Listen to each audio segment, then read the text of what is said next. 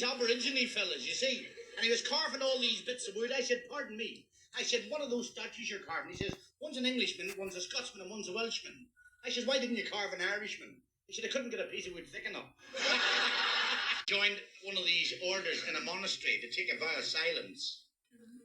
And he was in there for 10 years when the head monk came up and said, there's a concession today, you're allowed to speak. Do you want to say anything? He said, yes. Is there any chance of an extra spoonful of sugar in the coffee? He says, is that all? He said, yes. So he came back 20 years later. He said, there's another concession today. You're allowed to speak. Do you want to say anything? He said, yes.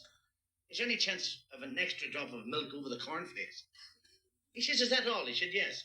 He came back 40 years later. He said, there's another concession today. Do you want to say anything? The monk said, yes. I don't think I'm cut out for this life. He said, I think I'll go to the outside world. The monk says, well, I'm glad to hear it, because you've done nothing, only complaint from you. Come in here.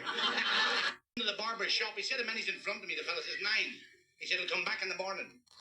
Come back the next morning. He said, a man, he's in front of me. The barber said, 6. He said, he'll come back in the morning.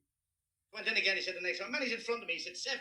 He said, he'll come back in the morning. The barber said to the wee apprentice barber, go and see where that fella goes. So the wee fellow went out and came back an hour later. He said, where did he go? He said, your house.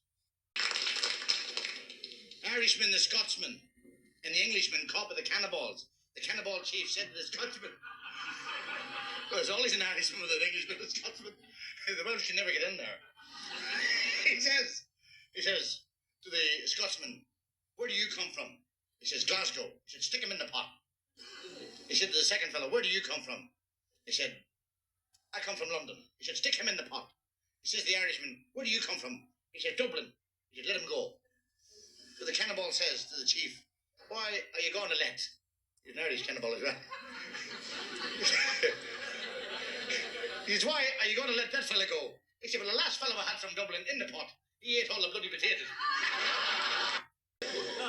The policeman walking through the car park, and he comes up to this little Minnie and he says to the girl, what are you doing in there? She says, we're doing the slow foxtrot. He came up to the next car. He said, what are you two doing in there? She says, we're doing the cha-cha-cha.